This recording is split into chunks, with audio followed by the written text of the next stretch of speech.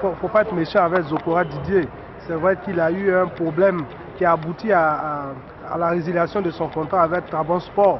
Tout le monde connaît le poids de ce joueur au sein de la sélection. C'est un cadre.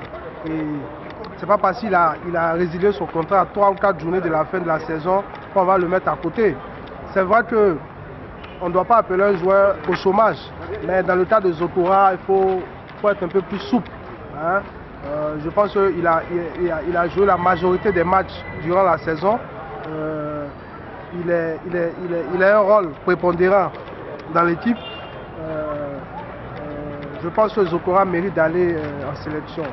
À l'avenir, si son chômage perdu, là, ce sera compliqué de le rappeler. Mais pour le mondial, je pense qu'il mérite amplement. Quand même de jouer l'Europa League, il a eu la chance de jouer avec son club de façon régulière, d'une façon régulière, on dira ainsi.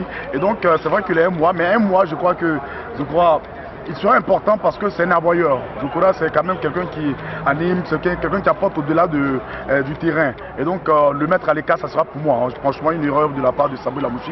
Il faut maintenant qu'il joue de son expérience pendant les un mois là. Il puisse véritablement avoir une préparation spéciale s'il veut aller à la Coupe du Monde. Mais l'importance de Zokora, nous qui avons l'habitude de voyager un peu avec cette équipe-là, hors des vestiaires, sera d'une importance capitale. Donc un joueur comme Zokora, il faut forcément l'amener dans son sac pour participer à cette Coupe du Monde. La dernière sortie de Yaya Touré, meilleur joueur ivoirien actuel, qui a marqué le 100e but de City hier, qui a fait une sortie à l'encontre de la presse sportive ivoirienne. Pour lui, ce serait la presse ivoirienne qui serait à la cause donc, de débattre des éléphants de Côte d'Ivoire.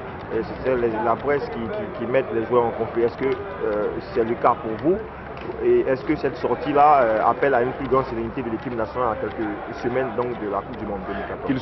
Qu'il soit humble, Yaya, qu'il regarde un peu dans le rétroviseur. C'est la même presse qui a, même depuis 1998, au temps de Mama Ouattara, la Coupe des cadets, des juniors, la Coupe d'Afrique, c'est la même presse qui a suivi Yaya, qui a même également continué toujours de faire les éloges de Yaya.